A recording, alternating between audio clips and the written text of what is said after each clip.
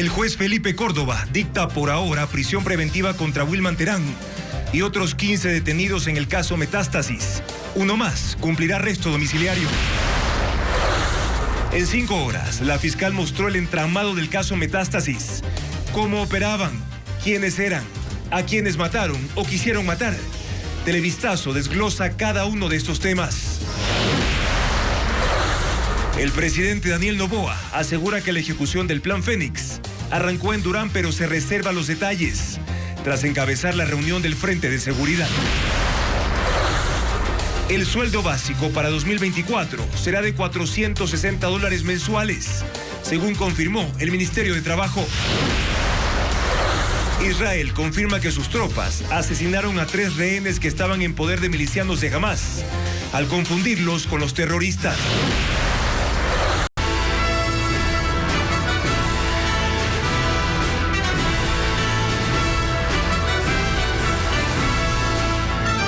¿Qué tal, amigos? Bienvenidos a una nueva jornada informativa en Televistazo Estelar este viernes 15 de diciembre. Comenzamos con las últimas resoluciones en el caso Metástasis impulsado por la fiscal Diana Salazar.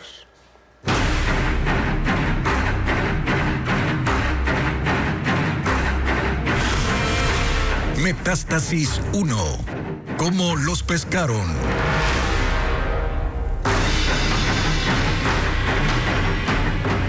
El presidente del Consejo de la Judicatura, Wilman Terán, y 15 involucrados más, al momento tendrán prisión preventiva en el caso Metástasis, que investiga delincuencia organizada en actores del narcotráfico y también sectores como justicia y policía. El juez determinó qué medidas tendrá cada implicado, como lo relata Francisco Garcés en el siguiente informe. El presidente del Consejo de la Judicatura, Wilman Terán, y otros 15 detenidos en el caso Metástasis cumplirán prisión preventiva en la cárcel número 4 al norte de Quito. Así lo decidió el juez Felipe Córdoba, quien se tomó 5 horas para definir la situación de los detenidos el jueves en el caso. El resto de los procesados, incluido Pablo Ramírez, se defenderán en libertad. La audiencia de formulación de cargos del caso Metástasis cumplió más de 24 horas. La jornada empezó con los alegatos de los abogados de los 31 detenidos que hasta casi las 4 de la madrugada escucharon las acusaciones de la fiscal Diana Salazar, quien detalló la participación de cada uno en una trama de crimen organizado dentro de la justicia, la policía y el sistema carcelario, y pidió que el juez Felipe Córdoba ordene la prisión de 30 de ellos y la prisión domiciliaria para un ex juez adulto mayor. Sus abogados coincidieron en decir lo contrario, que la investigación del caso es ilegal, que los indicios en los que se basa la fiscalía, que para el caso son más de 14,000 hojas de chats extraídos del teléfono de Leandro Norero, fueron obtenidos ilegalmente, y que dictar prisión preventiva a los procesados es exagerado porque no tienen las condiciones para fugarse. Los últimos en hablar fueron los defensores del exdirector del SNAI, Pablo Ramírez, quien además entregó un certificado médico según el cual sufre una enfermedad catastrófica, y de Wilman Terán, quien expuso que su labor frente al Consejo de la Judicatura es argumento suficiente para que no se le dicte la prisión. Todos pidieron que el juez dicte medidas alternativas a sus defendidos, que les prohíban la salida del país, les obliguen a presentarse ante él periódicamente, pero evite mandarlos a la cárcel. Los procesados siguieron la audiencia vía telemática en una sala del 8º piso del edificio, mientras sus abogados se distribuyeron en 2 salas contiguas en el mezanine y otros participaron en la audiencia de forma virtual. Todo en medio de un operativo de seguridad que no se había visto en esa dependencia judicial. Las 2 calles laterales fueron cerradas. Policías antidisturbios tomaron posiciones en puntos estratégicos del perímetro y dentro del edificio, policías de los equipos de reacción custodiaron los ingresos y los exteriores de cada sala de audiencias. La investigación Metástasis duró más de 1 año e intervino un equipo multidisciplinario que tuvo como prioridad mantener en reserva los avances en un sistema judicial impregnado de corrupción, informa María Cecilia Largacha. Era el 2022, comienzos de octubre, y las noticias contaban, una vez más, acerca de una revuelta carcelaria. Lo que nadie sospechó entonces es que de esa revuelta iba a nacer la investigación más importante en la lucha contra la corrupción judicial en Ecuador. ¡Levanta, levanta! En esa revuelta fue asesinado Leandro Norero, narcotraficante. Tras su muerte, en su celda fueron encontrados varios teléfonos celulares en los que había conversaciones con jueces, con funcionarios judiciales, con guías penitenciarios, con policías, con tanta gente en cargos claves que al final sumaban casi 15.000 hojas de chats. Poco a poco los investigadores fueron identificando a cada uno de los destinatarios de cada conversación. Según el relato de la fiscal Salazar, en esas conversaciones están, por ejemplo, una agente fiscal que recibió una cadena valorada en $8.000, un guía penitenciario que recibía los pagos ilegales en la cuenta de su esposa, un general de policía que hizo favores a Norero o un policía raso que boicoteó la investigación de sus compañeros. Y justo ese fue uno de los mayores problemas con los que el equipo investigador se encontró. ¿Cómo llevar a cabo un trabajo reservado cuando lo que tenían que averiguar y a quienes tenían que desenmascarar estaban dentro de su propio entorno? La investigación tomó 1 año, 2 meses y 11 días, aunque en realidad no se ha terminado, porque aún hace falta ver hasta qué otros órganos de la Administración de Justicia y hasta qué otras personas alcanza la metástasis de la corrupción.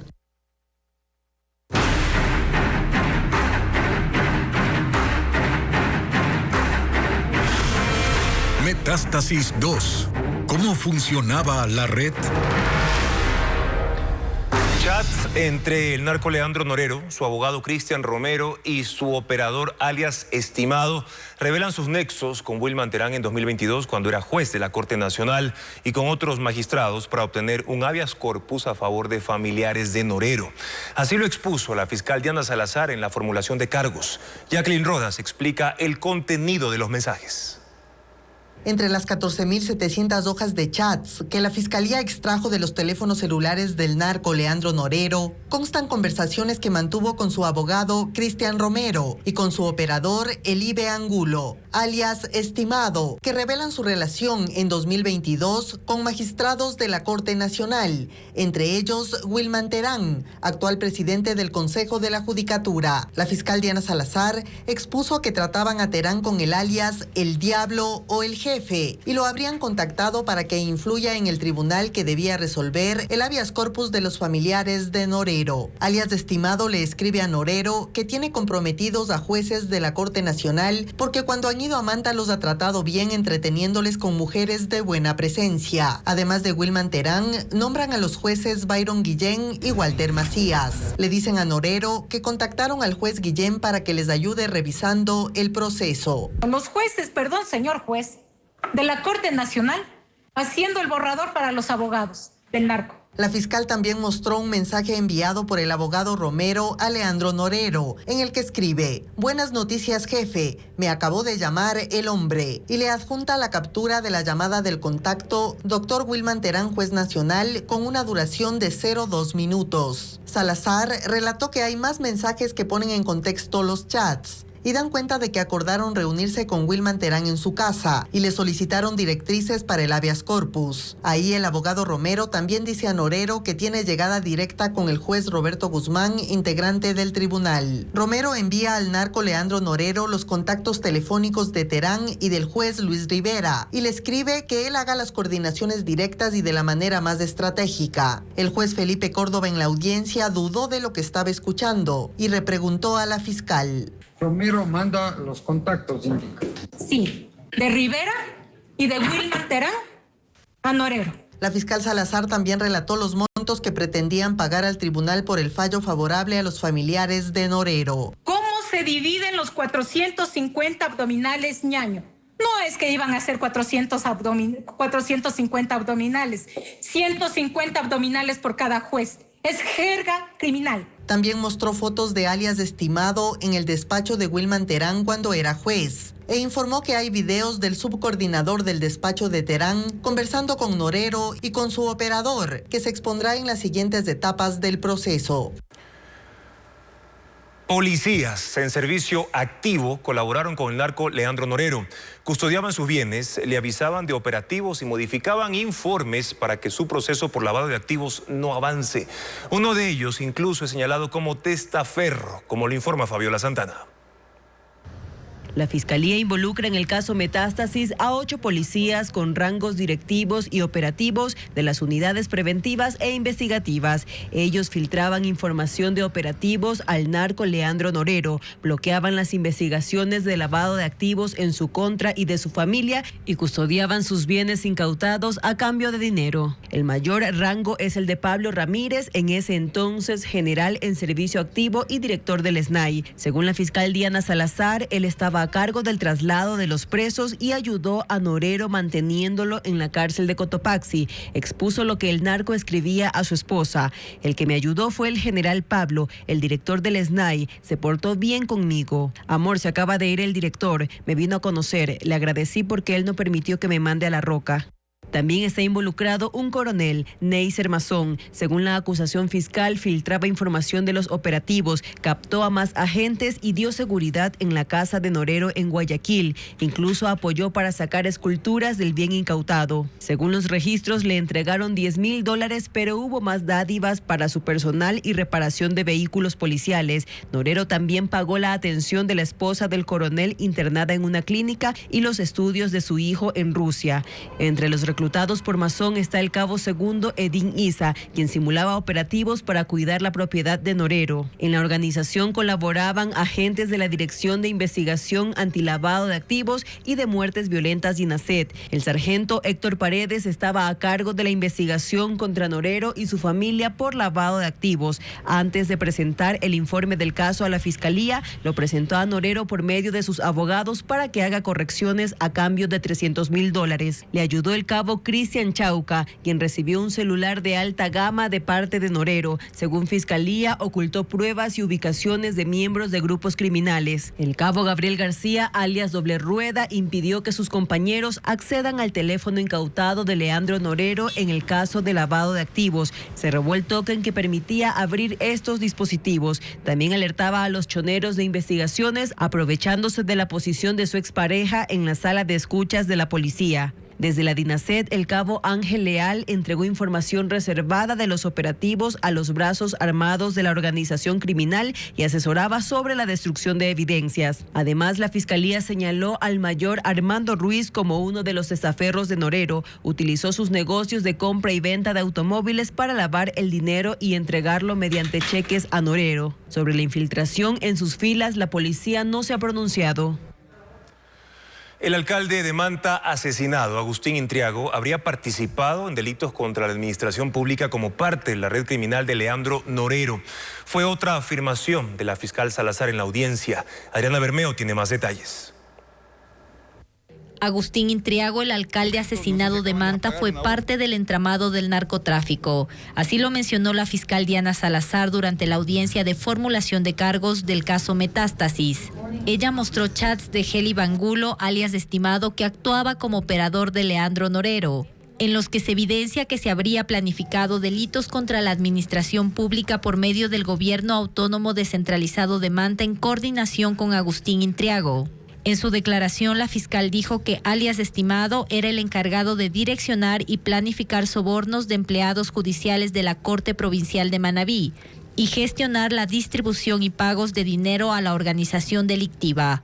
En enero de este año, Fernando Villavicencio había presentado una denuncia ante la Fiscalía en la que aseguraba que 2 empresas del narcotraficante Norero recibieron contratos del municipio de Manta. Agustín Intriago fue asesinado el domingo 23 de julio mientras realizaba un recorrido por el barrio 15 de septiembre, al oeste de Manta. El salario básico unificado para 2024 será de $460 y regirá a partir del 1 de enero, es decir, $10 más que este año. Esa decisión se alinea, según la ministra de Trabajo, Ivonne Núñez, a las políticas sociales y económicas del presidente Daniel Noboa, a pesar de la difícil situación económica. La resolución se adoptó luego de que los miembros del Consejo Nacional de Trabajo y Empleo no llegaron a un acuerdo. Y fue aprobado el informe para segundo y definitivo debate del proyecto de ley económico urgente enviado por el gobierno. La remisión de intereses y multas a deudores del Servicio de Rentas Internas no beneficiará al presidente, asambleístas y sus familiares. Patricio Díaz lo informa. Después de escuchar las observaciones de los asambleístas, la Comisión de Desarrollo se reunió este viernes de manera virtual. La presidenta de la mesa llegó con una propuesta para beneficiar a la fuerza pública. Se otorgará una deducción del 150% del impuesto a la renta a las personas que donen equipamiento y suministros a la policía. Deben ser equipos nuevos y bajo las especificaciones que establecen las normas internas de la institución. Otro de los cambios es que la remisión de intereses, multas y recargos a deudores del SRI no beneficie al presidente de la República, los legisladores y sus familiares hasta el 4º grado de consanguinidad y 2º de afinidad, como se pidió en la comisión. La transitoria para unificar la deuda pública por acreedor y firmar nuevos contratos cambia sus plazos hasta 2040. Entre ellas están bonos y obligaciones contractuales del Ministerio de Economía y entidades financieras públicas. El nuevo texto incrementa la rebaja del impuesto a la renta a personas con discapacidad, con enfermedades catastróficas o raras. El beneficio va también a quienes están a cargo de personas en esa situación. El alojamiento para turistas extranjeros tendrá tarifa cero de IVA. La reforma incluye regulaciones tributarias para empresas de pronósticos deportivos, especialmente a las extranjeras que deberán registrarse y nombrar un apoderado residente en el país. Si caen en incumplimientos, las sanciones, además de multas, podrían llegar al bloqueo de sus direcciones IP. Los comisionados aprobaron el informe de manera unánime. Se espera que el presidente de la Asamblea convoque al Pleno para el segundo y definitivo debate de esta norma entre lunes y martes de la próxima semana. 3 rehenes que estaban en poder de Hamás murieron por disparos de soldados israelíes, quienes admitieron que confundieron a los jóvenes con terroristas y los mataron. Sus cuerpos ya fueron recuperados y llevados a Israel para el proceso de identificación. Reporta Pedro Jiménez. Desde que comenzó la fase de incursión terrestre, tropas de Israel han recorrido casas y edificios en la búsqueda de milicianos de Hamás. Hay vecindarios en el interior de la Franja de Gaza en los que se han dado intensos combates. Uno de ellos en la zona de Shehaya, en el norte. Es ahí donde sufrieron una emboscada y perdieron a 10 soldados, y es el mismo sitio donde por error Israel mató a 3 rehenes.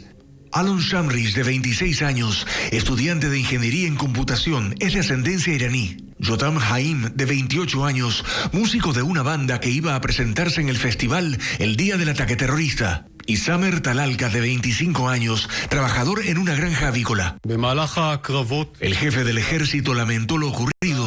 Dijo que los soldados los encontraron e identificaron erróneamente como una amenaza y dispararon, sin precisar si los rehenes habían escapado de sus captores o fueron abandonados. Dijo que hay una investigación en curso y que los cuerpos fueron recuperados y llevados a Israel. Otra víctima, Eden Zakaria, una joven de 22 años, cuyo cuerpo hallaron la semana pasada, fue sepultada esta tarde. Al mismo tiempo, los bombardeos y ataques de Israel con artillería pesada continuaron este viernes, incluso en Rafah, donde se refugia la mitad de la población civil por orden de las fuerzas israelíes. 26 palestinos murieron, incluidos varios niños. Sus cuerpos fueron sacados entre escombros, mientras brigadas de rescate buscaban posibles sobrevivientes. Estados Unidos, aliado de Israel, presiona para que el impacto de esta guerra sobre la sociedad civil sea mínimo a partir de ahora, pues en su visita a Israel, el consejero de Seguridad Nacional estadounidense Jake Sullivan ha dicho que más de la mitad de los ataques se han perpetrado con bombas de poca precisión. Iglesias en Belén decidieron cancelar los eventos festivos de Navidad y limitar las celebraciones a jornadas de oración debido a la situación de los palestinos en Gaza. Y el templo evangélico luterano de la Natividad muestra un nacimiento diferente. El niño aparece envuelto en una cufilla, la tradicional bufanda en blanco y negro usada por los palestinos, y está acostado entre piedras, lo que simboliza el sufrimiento y los niños rescatados en medio de la devastación en ese territorio. Servicios gratuitos de psicología y psiquiatría deben funcionar en los hospitales del país. Incluso deberán atender emergencias en casos relacionados a la salud mental. Patricio Díaz describe la nueva ley. La aprobación fue unánime. Entre los legisladores no hubo dudas de la urgencia para el país de tener una ley de salud mental. Se allanaron a las observaciones del expresidente Lasso y con eso permitieron que entre en vigencia. La norma dispone que la salud mental sea una política nacional y parte del sistema de atención integral en salud. Esto implica que, por ejemplo, los hospitales tengan capacidad de atención en ese ámbito. La red pública deberá garantizar el acceso a esos servicios con programas gratuitos de atención y medicamentos. Teniendo en cuenta que según la OMS debe existir 20 psicólogos por cada 100.000 habitantes. Por lo tanto, tiene que haber 3.500 psicólogos contratados en el sistema de salud pública. No hay. Al momento hay una brecha de necesidad de 2.056 psicólogos. La ley reconoce como problemas de salud pública los trastornos afectivos, del estado de ánimo. Más aún, si conllevan a la idea de atentar contra su vida. Los legisladores recordaron cuánto influyó la pandemia y el encierro para la depresión, al punto que en 2021 los suicidios en el país fueron mayores a los homicidios. Es la segunda causa de muerte en niños de 5 a 17 años el suicidio. Y en jóvenes de 18 a 29 años es la cuarta causa de muerte. Con esta ley, los seguros de asistencia médica deberán ofrecer coberturas de salud mental en sus planes. La ley exige la profesionalización y hasta un examen de habilitación para ejercer carreras de psicología. Para la prevención, inclusión y la misma atención, la norma exige un trabajo articulado entre las instituciones del Estado, con el fin de garantizar el derecho a la salud mental en todas las edades. 94 tortugas gigantes incubadas de manera artificial fueron liberadas en la isla Santa Cruz. Los investigadores implantaron un chip para darle seguimiento, como reporta Vanessa Robles. Este siempre fue el hogar de las tortugas gigantes. En el centro de crianza Fausto Llerena, en la isla Santa Cruz, han sido alimentadas, cuidadas y evaluadas periódicamente por especialistas. Pero el cautiverio quedará atrás. En decenas de gavetas fueron trasladados los 94 ejemplares de entre 5 y 6 años para ser liberados en su hábitat, en el Cerro El Fatal, al este de la isla. Son tortuguitas que pasaron por diferentes etapas, ¿no?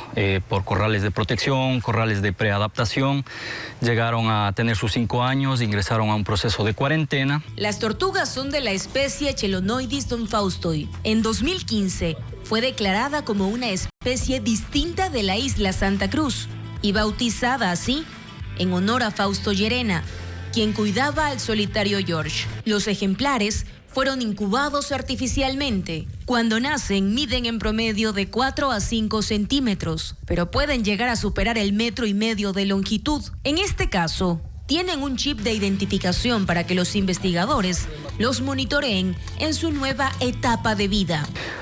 Muchas plantas dependen de estos herbívoros para poder germinar sus semillas. Estas especies endémicas del archipiélago están en la lista roja de ejemplares amenazados según la Unión Internacional para la Conservación de la Naturaleza. Actualmente, detalla el Parque Nacional Galápagos, hay 700 de estas tortugas en la isla Santa Cruz. En Esmeraldas se fabrica bioplástico con cacao que se utiliza para empacar chocolates. 500 familias se benefician de ese emprendimiento, como lo relata Adriana Bermeo. 500 familias de Esmeraldas trabajan en la elaboración de bioplástico creado a partir de las cáscaras de cacao. Sirve para envolver tabletas y bombones de chocolate y este viernes sus fabricantes contaron la receta. Primero fermentan y secan las pepas de cacao. Desprenden la cascarilla y la procesan hasta obtener un polvo que mezclan con cera de abejas derretida, en la cual sumergen láminas de papel encerado y las ponen a secar. Así queda el bioplástico. Lo cortan en piezas según el tamaño del chocolate que piensan empacar y está listo para ser distribuido, sin químicos. 2 asociaciones de emprendedores elaboran más de 1,000 tabletas mensualmente. Su intención es afianzar la economía circular optimizando los recursos naturales sin desperdicio. La cascarilla, que antes era basura, ahora da un valor agregado al chocolate salvaje. Esto nos ayuda a economizar lo que anteriormente teníamos que invertir en otros productos que son como el plástico. Esta escuela de cacao orgánico capacitó a los emprendedores de Atacames, Muisne y Eloy Alfaro. Es un proyecto de $500,000 financiados por fundaciones internacionales. También se fabrica bioplástico de café, durazno y aguacate. Este domingo, más de 15 millones de chilenos deben votar a favor o en contra de una nueva constitución. El año pasado, el país rechazó el texto creado por una mayoría de izquierda, pero esta vez la propuesta escrita por la derecha tampoco convence a la mayoría. Informa Merlis González. Entre la incertidumbre y el desánimo están los chilenos a pocas horas de una elección. El domingo están llamados a votar para definir si aprueban o no el texto de una nueva constitución. La iniciativa surgió en 2019 como respuesta a las demandas del estallido social, pero 4 años después, el proceso podría estancarse. Parecía un camino sencillo cuando el 80% de la población votó a favor de escribir un nuevo texto que dejara atrás el impuesto por la dictadura de Augusto Pinochet. Pero crear una propuesta que deje a todos conformes ha sido lo complicado. En 2022, una mayoría de izquierda presentó el primer borrador, pero fue ampliamente rechazado. Este domingo será el turno de la derecha y aunque su contenido es más conservador, hay artículos que preocupan a la población. Según analistas, estos puntos podrían llevarla a su rechazo. Y si eso sucede, lo que va a ocurrir es que de alguna manera se cancela por un tiempo el debate constitucional y sigue la política como siempre y la ilusión de nueva constitución para uno u otro lado se mete en un cajón hasta nuevo aviso. Sin embargo, si la propuesta constitucional es aprobada, el gobierno izquierdista de Gabriel Boric afirmó que cumplirá con su implementación e instalación. En Ucrania, un concejal de Kerest, en el oeste, hizo estallar 3 granadas de mano durante una sesión del municipio que era transmitida por internet. El hombre, que permanecía de pie durante una discusión en pleno debate, sacó las granadas de su chaqueta y las lanzó al suelo.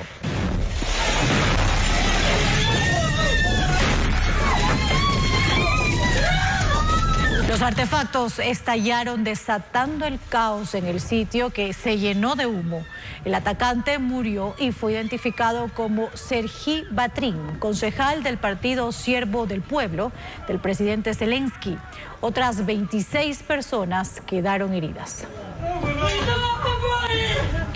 El príncipe Harry de Inglaterra ganó su demanda por hackeo telefónico contra el editor del diario inglés Daily Mirror y recibirá una indemnización de $180,000. Esta es la primera de sus demandas contra los tabloides británicos que llegó a juicio. Harry, que vive en Estados Unidos tras alejarse de sus deberes reales hace 3 años, se unió a otras 100 personas para demandar a Mirror Group Newspapers por presunto uso indebido de información privada entre 1991 y 2011, incluyendo presunta piratería telefónica e interceptación de mensajes de voz. La edad y el sexo influyen en el precio de los seguros médicos en Ecuador. Para mujeres, de hecho, es más caro. Informa Elaine Sánchez. Menos del 20% de los ecuatorianos tiene seguro privado. El motivo, según la Comisión Nacional de Seguros y Finanzas, con sede en México, es el precio que aumentó en un 27% los 2 últimos años. Y en estos precios hay un dato curioso. Los seguros para mujeres son más caros que para los hombres. No solo eso, la cobertura es menor. El paquete básico para los hombres tiene 5 beneficios, solo 3 para las mujeres y vale lo mismo, $60. ¿Cómo se explica? Por conveniencias económicas. Las aseguradoras toman en cuenta los factores de riesgo y a sus ojos son más altos para las mujeres que para los hombres. Tenemos aproximadamente 30 compañías de seguros, de las cuales se enfocan en varios ramos, ¿no? Vida, ramos generales, y el 10% de estas compañías se enfocan en mujeres. Para las aseguradoras, las mujeres son propensas a enfermedades como cáncer de mama y útero.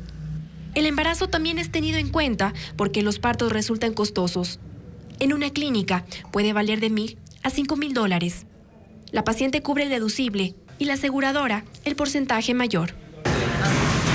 En el país no abundan las empresas de seguros especializadas de mujeres. Woman, Mujer Segura, es pionera en este campo y ya incluyó, por ejemplo, enfermedades crónicas como el cáncer de senos y útero en su plan de $57.74 mensual. Lo que no cambia en el mundo de los seguros es que a partir de los 40 años, cualquier plan cuesta más para las mujeres.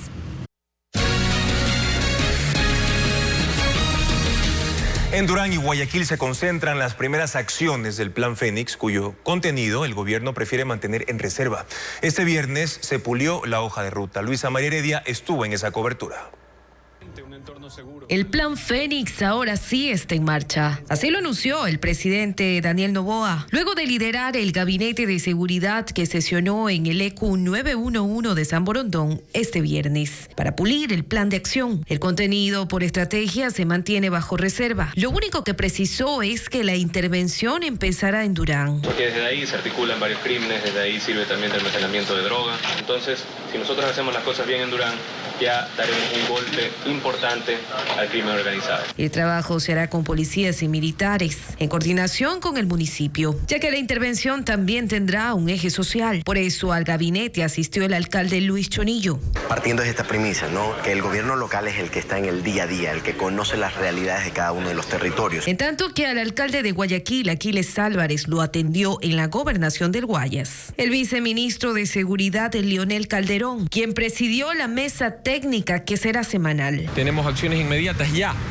con un acta elaborada para que el municipio cumpla con algunos compromisos hoy adquiridos, ayudar a la policía de forma urgente para un complejo habitacional. Ya tenemos el terreno ubicado. Guayaquil es el segundo punto de acción por su alto índice de violencia. Noboa justificó el atraso con la implementación del Plan Fénix, que fue su principal oferta de campaña, asegurando que primero debía tomar otras decisiones, como el cambio de la plana mayor del Comando Conjunto de las Fuerzas Armadas y de la cúpula policial. 5 de 8 generales de la policía, algunos de ellos que inclusive están dentro del operativo Metástasis. Primero teníamos que hacer eso para la implementación del plan. Acotó que cuenta con la ayuda de Israel y Estados Unidos para capacitación, tecnología y coordinación, y anticipó que seguirá manteniendo los detalles en secreto. Temas como el operativo que acaba de pasar en los últimos 2 días, no lo voy a anunciar y contar a la gente antes de que pase. Si miren nomás,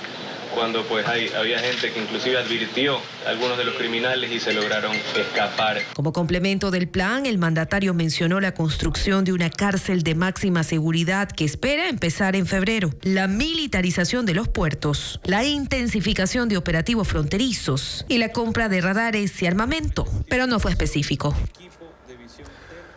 9 grupos de delincuencia organizada se disputan en Durán, Guayaquil y San Borondón. El narcotráfico, la extorsión y las muertes violentas marcan esa jurisdicción.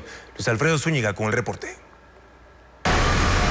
Guayaquil, Durán y San Borondón registran 2.500 asesinatos este año y conforman la zona más violenta del país. Según la policía, 9 grupos de violencia organizada operan en las 3 ciudades en constante pugna. En Ecuador hay 2 grandes bandas, los choneros y los lobos, con sus aliados. En Durán se enfrentan los Chone Killer con los Latin King. En ese cantón reclutan jóvenes, almacenan droga y envían lanchas con cocaína por el río Guayas hasta los puertos marítimos de Guayaquil, ubicados en el Distrito Sur, donde delinquen los lagartos junto con los lobos. Versus la Mafia 18. En el Distrito Esteros, también en el sur, actúan los lagartos y los lobos en disputa con los fatales y los águilas, aliados de los choneros. En el distrito Portete, suroeste de la urbe, los águilas luchan con los lagartos, lobos y tiguerones por controlar el microtráfico. Ya en el norte, en los distritos Florida, Pascuales y Nueva Prosperina, los águilas, fatales, lobos y tiguerones se disputan el territorio.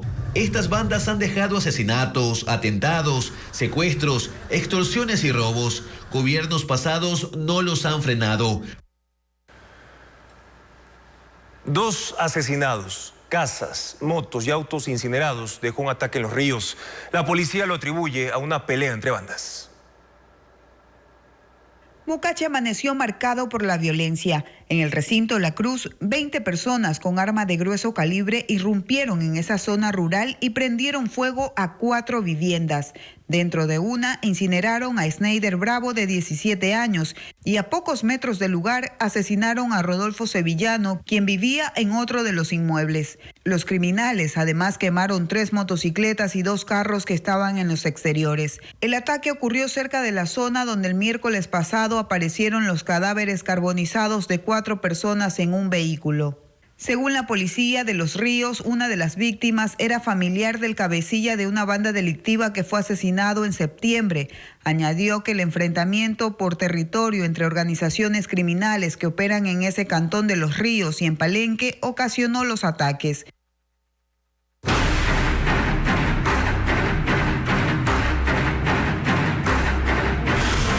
Metástasis 3. ¿Quiénes hacían parte?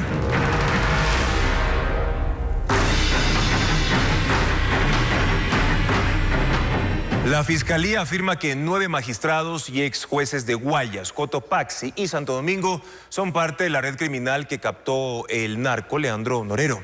Con ellos obtenía fallos a su favor y de su familia, como lo revela Fabiola Santana.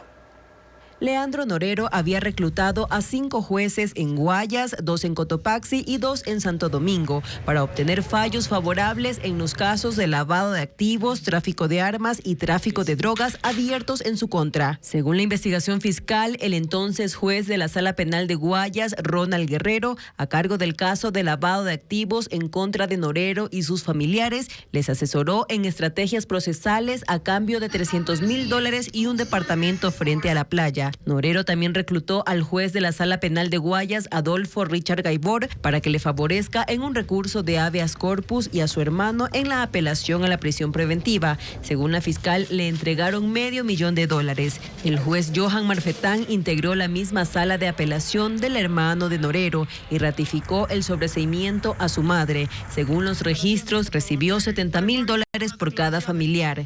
En San Borondón le ayudó la jueza Glenda Ortega, quien le levantó la orden de prisión preventiva en el caso de tráfico ilegal de armas.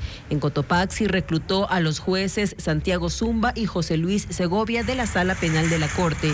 Zumba aceptó de forma parcial un recurso de habeas corpus a favor de la hermana de Norero y asesoraba a su defensa de cómo argumentar en la audiencia. Recibió $6,000 y $8,000. Segovia fue parte del mismo tribunal y recibió $14,000. En Santo Domingo trabajaron para Norero los jueces Emerson Curipayo y Ángel Indao para liberar a los líderes de su brazo armado, alias Cuyuyuy y alias Madrid, y conseguir la devolución de sus bienes incautados.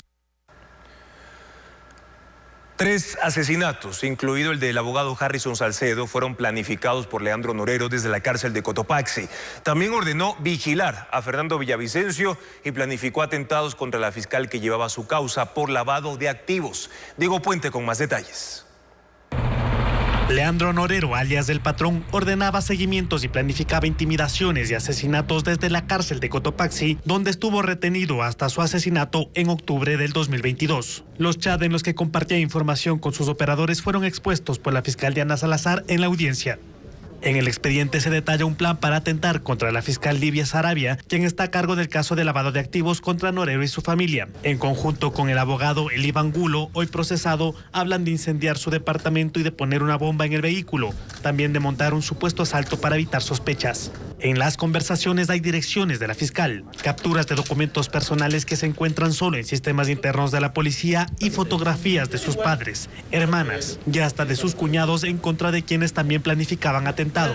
Angulo propuso depositar desde Europa y China hasta $100,000 en la cuenta de la fiscal. La intención era ensuciar su reputación y enviar los datos al portal Aposta para que los exhiba. Otra idea fue planificar que una persona se lance al carro de Sarabia para exigir que la saquen de la fiscalía. Hubo atentados que sí se concretaron. Norero se atribuyó el asesinato en abril de 2021 del abogado Harrison Salcedo, que defendió a Jorge Glass y a alias Rasquiña. Desde la cárcel se planificó el secuestro y asesinato de un periodista de Manta. Atentaron en contra de Gerardo Delgado y el blanco era otro que tenía una grabación que comprometía a Norero. La fiscalía reveló que el Patrón pidió la vigilancia en contra de Fernando Villavicencio en junio del 2022, tras declaraciones en las que el ex legislador se refirió a alias Junior y Fito, líderes de los choneros. Para tenerlo controlado mandaron espías que simulaban vender caramelos cerca de su casa. En conversaciones con otro de sus operadores se sabe que Norero buscaba matar a 2 agentes de la Unidad de Inteligencia Antidelincuencial. No se concretó por la presencia de policías. El 7 de septiembre del 2022, Norero recibió fotos del asesinato de un hacker que vendía programas para encriptar comunicaciones y con quien tenía una deuda pendiente, según los chats que fueron revelados durante la audiencia. El correísmo asume como un golpe político las acciones de la Fiscalía en el caso Metástasis. Hasta ahora sus pronunciamientos evitan referirse a las pruebas de Diana Salazar y se concentran en el libreto de Laufar y la persecución. Durante la audiencia de formulación de cargos, la fiscal Diana Salazar se refirió al expresidente Rafael Correa y dijo que si son solo 31 y no 38 los detenidos en el caso Metástasis es porque él alertó del operativo horas antes de que ocurriera. Sus primeras afirmaciones decían que la acción fiscal tenía como intención detener el concurso de jueces que lleva adelante el Consejo de la Judicatura. Pero a medida que pasan las horas, trata de ponerse, digamos que más conceptual. No engañan a nadie, decía Correa. Solo en Ecuador prensa y políticos apátridas pueden justificar la destrucción que están haciendo para seguir controlando el país desde la justicia. Y menciona en su posteo a la Comisión Interamericana de Derechos Humanos, de la que renegaba cuando estaba en el poder, a la ONU y hasta al Papa Francisco. La ex candidata a la presidencia por Revolución Ciudadana prefiere caminar por los bordes y ante la actuación de la Fiscalía solo tiene a preguntarle a Diana Salazar que si tanto le preocupaba el narcotráfico, ¿por qué se mandó a esconder el informe León de Troya? Su compañero de fórmula, ni eso, solo repostea una publicación de una organización que lleva por nombre Centro de Investigaciones Políticas y Económicas, que señala que ante un posible juicio político, la fiscal general de Ecuador hizo arrestar a la persona encargada de supervisar su oficina. Para este centro de investigaciones, así lo dicen, la detención de Terán es una acción más contra el movimiento político de izquierda más popular del país. Por cierto, uno de los integrantes del buró de esta ONG es el ex canciller correísta Guillaume Long. Y uno más, no podía faltar el pronunciamiento del Grupo de Puebla, caja de resonancia de quienes ayer eran socialistas del siglo XXI y hoy se proclaman progresistas. Ellos dicen que el caso Metástasis es el inicio de una persecución anormal hacia jueces. Seguramente porque persecuciones normales son las que hacían ellos cuando detentaban el poder. Y añaden que se ha asestado un golpe político a la función judicial. Nada dicen sobre las pruebas de cómo el narcotráfico permeó a la justicia en el Ecuador. Por el contrario, se lo toman personal y no aclaran, seguramente porque no lo consideran necesario, el por qué. 7 sospechosos no fueron capturados en el mega operativo Metástasis. Uno de ellos es Daniel Salcedo, quien habría pedido a Leandro Norero comprarle armas. Veamos. De los 38 sospechosos acusados por la Fiscalía en el caso Metástasis, 7 lograron escapar. 4 son figuras públicas: el abogado Cristian Romero, Daniel Salcedo Bonilla, el expresidente de la Corte de Manabí, Carlos Alfredo Zambrano, y el fiscal de Santo Domingo, Víctor Hugo Alcíbar, quien sobrevivió a un atentado en 2022. En el expediente de la Fiscalía constan comunicaciones entre Salcedo, alias Bellito, y Norero.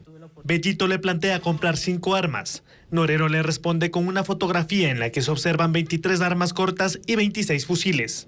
La fiscal Diana Salazar añadió en su intervención que estos son los angelitos que se toman fotos en las redes sociales. Salcedo fue procesado por peculado, delincuencia organizada, lavado de activos y fraude procesal, causas relacionadas con la venta irregular de insumos médicos durante la pandemia. Recuperó su libertad el 9 de diciembre del 2022 por decisión de un juez de Paján. El abogado Cristian Romero representó a la familia Bucaram en procesos vinculados con la pandemia. Salazar indicó que él pasó a Norero los contactos de Wilman Terán y Luis Rivera, entonces jueces nacionales. Su estudio jurídico FANDED fue allanado en Riobamba por este caso. Salcedo y Romero comparten un abogado quien aseguró que no han huido. Mis clientes están en el país. ¿Se presentarán a la justicia? Obviamente que sí, pero necesitamos tener acceso a la investigación previa. Entre los que lograron escapar están Yermar Campuzano Bustamante, Fernando García Álava y Jairo Vargas Mera, quienes no han tenido exposición pública. Según la fiscal, hubo una actividad intensa en el chat entre Campuzano y Norero sobre exportación de droga, armas, depósitos bancarios, conversaciones para ejecutar atentados y entregas de miles de dólares en efectivo. El presidente del Consejo de la Judicatura, Wilman Terán, y 15 involucrados más, al momento tendrán prisión preventiva en el caso Metástasis, que investiga delincuencia organizada en actores del narcotráfico y sectores como justicia y policía. El juez determinó qué medidas tendrá cada implicado, como lo relata en el siguiente informe Francisco Garcés. El presidente del Consejo de la Judicatura, Wilman Terán, y otros 15 detenidos en el caso Metástasis cumplirán prisión preventiva en la cárcel número 4 al norte de Quito, y un ex juez irá a prisión domiciliaria. Así lo decidió el juez Felipe Córdoba de la Corte Nacional, quien se tomó 5 horas para decidir sobre la situación de los detenidos el jueves. Otros 15 procesados, entre ellos el general Pablo Ramírez y el ex juez Ángel Lindao, seguirán en el caso, pero se defenderán en libertad. No podrán salir del país y deberán presentarse cada 15 días ante un juez que verifique su presencia. Al final anunció el inicio de la instrucción fiscal del caso, que durará los próximos 90 días. La audiencia de formulación de cargos del caso Metástasis cumplió más de 24 horas. La jornada empezó con los alegatos de los abogados de los 31 detenidos que hasta casi las 4 de la madrugada escucharon las acusaciones de la fiscal Diana Salazar, quien detalló la participación de cada uno en una trama de crimen organizado dentro de la justicia, la policía y el sistema carcelario, y pidió que el juez Felipe Córdoba ordene la prisión de 30 de ellos y la prisión domiciliaria para un ex juez adulto mayor. Sus abogados coincidieron en decir lo contrario, que la investigación del caso es ilegal, que los indicios en los que se basa la fiscalía, que para el caso son más de 14,000 hojas de chats extraídos del teléfono de Leandro Norero, fueron obtenidos ilegalmente, y que dictar prisión preventiva a los procesados es exagerado porque no tienen las condiciones para fugarse. Los últimos en hablar fueron los defensores del exdirector del SNAI, Pablo Ramírez, quien además entregó un certificado médico según el cual sufre una enfermedad catastrófica, y de Wilman Terán, quien expuso que su labor frente al Consejo de la Judicatura es argumento suficiente para que no se le dicte la prisión. Todos pidieron que el juez dicte medidas alternativas a sus defendidos, que les prohíban la salida del país, les obliguen a presentarse ante él periódicamente, pero evite mandarlos a la cárcel. Los procesados siguieron la audiencia vía telemática en una sala del 8º piso del edificio, mientras sus abogados se distribuyeron en 2 salas contiguas en el mezanine y otros participaron en la audiencia de forma virtual. Todo en medio de un operativo de seguridad que no se había visto en esa dependencia judicial. Las 2 calles laterales fueron cerradas. Policías antidisturbios tomaron posiciones en puntos estratégicos del perímetro y dentro del edificio, policías de los equipos de reacción custodiaron los ingresos y los exteriores de cada sala de audiencias. Para los amantes de las orquídeas y los árboles frutales, llegó a Loja la primera edición del Garden Fest. La exposición, con 2,000 plantas, durará hasta el 17 de diciembre, como informa Alejandra Sánchez. Los exteriores de la Universidad Técnica Particular de Loja lucen como un colorido jardín. 2,000 variedades entre orquídeas y plantas tropicales conforman el Garden Fest. Destacan las conocidas como el leopardo amarillo, rubí, atardecer y príncipe de la eterna primavera. Estamos trayendo muchísimas especies de orquídeas, bromelias, aráceas, de tal manera que la gente pueda conocerlas, porque tenemos la convicción de que esa es la única manera en que podamos garantizar la conservación. La exposición antes estuvo en Quito, Guayaquil y Cuenca. Hasta el 17 de diciembre permanecerá en Loja. El recorrido dura 15 minutos. Las orquídeas expuestas son traídas desde Gualaceo en Azuay y el Pangui en Zamora Chinchipe. Ecuador es el país más diverso de orquídeas en el mundo, con una variada gama de formas y colores, que las convierten en la elección ideal para decoraciones. La entrada al evento es gratis y el horario de 9 a 19. En esta entrega de Ecuaterra le mostraremos el venado cola blanca, una de las especies más nobles de la naturaleza. En el país, la deforestación es su mayor amenaza, pero existen áreas protegidas, como informa Carla Delgado.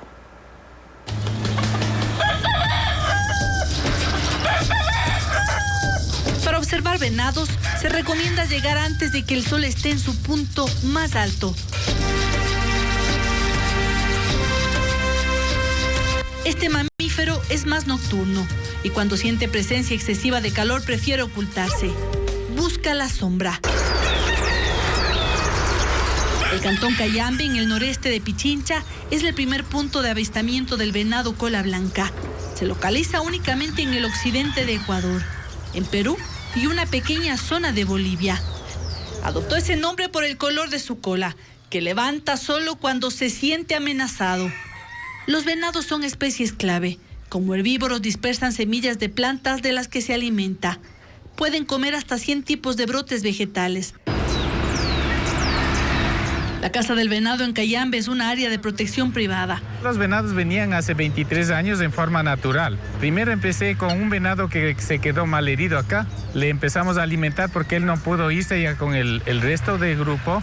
O sea, al siguiente año emigraron los venados y una hembra joven de la misma edad se quedó con él y empezaron a reproducirse. El venado, ciervo de cola blanca en nuestro país ha estado en peligro de extinción, pero el trabajo que hemos hecho conjuntamente con el Ministerio del Ambiente nosotros de concientizar cazadores furtivos, niños, hemos logrado recuperar nuestros ecosistemas, al menos aquí en Cayambe hay bastante venado ya que están acercándose a las comunidades.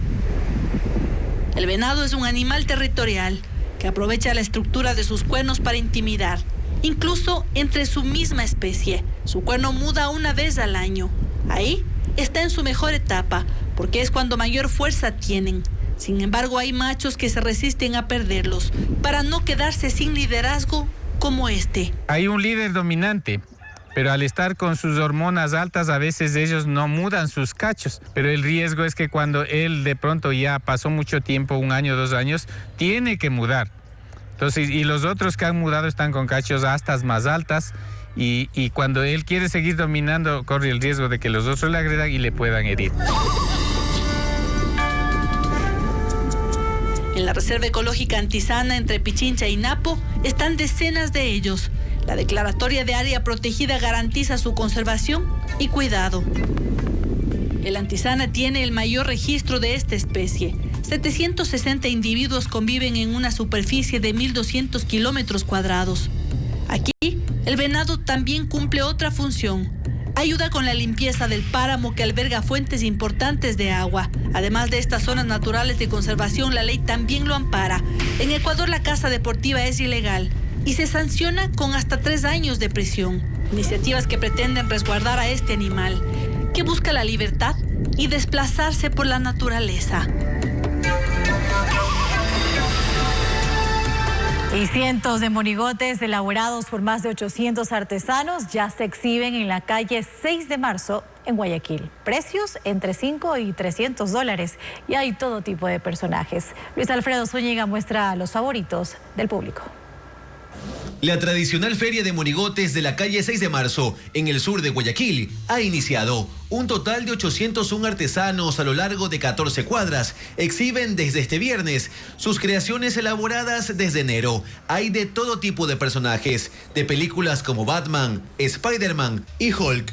También hay de series animadas como Dragon Ball Z, Doraemon y Los Simpson. No pueden faltar los monigotes de políticos, como el alcalde de la ciudad, Aquiles Álvarez, Álvaro Noboa y el expresidente Guillermo Lasso. Aunque apenas arranca la feria, algunos personajes ya tienen mayor demanda. El primero, Noboa. El futbolista argentino Lionel Messi también está entre los más solicitados. Se suma otro personaje. El Mario Bros. Tamaños y precios hay para elegir. Incluso se exhiben monigotes que caben en la palma de la mano. ¿Cuánto cuesta? 2 por 5. Hasta llegar a personajes de 4 metros de altura. ¿De qué precio a qué precio estás vendiendo? 300. Y aunque hay variedad, en la 6 de marzo se siguen elaborando. Nosotros trabajamos casi todo el año. Desde el municipio se ha informado que la vía se mantendrá libre al tránsito vehicular y la venta se realizará de 9 de la mañana a 9 de la noche, de lunes a domingo. Este viernes, por la inauguración, la feria contará con shows artísticos. Una exposición que habla del boom cacautero se inauguró en el Museo Municipal de Guayaquil. Además, la Orquesta Sinfónica de Cuenca se presentará este fin de semana en el Centro Cultural Baños. Estefanía Arias con más.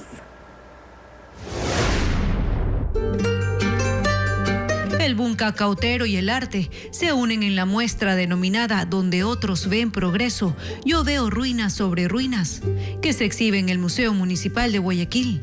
Pinturas y esculturas que van contando una parte de la historia del país. Ese fue el objetivo del artista Tony Balseca. La exposición estará hasta el 15 de enero de 2024, de 9:30 de la mañana a 5:30 de la tarde.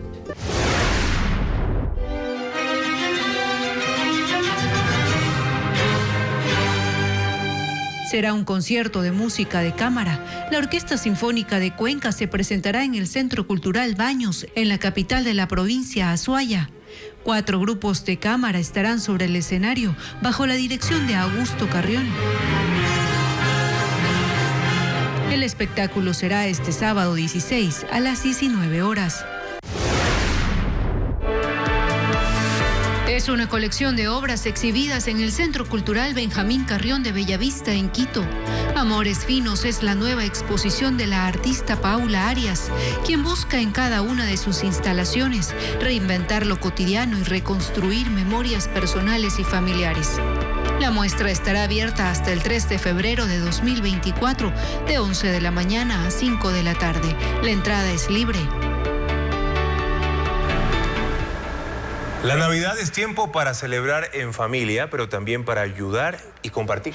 Eventos benéficos, sorpresas para los niños y paseos nocturnos gratuitos son parte de las muestras de solidaridad en el mundo, como relata Merlis González.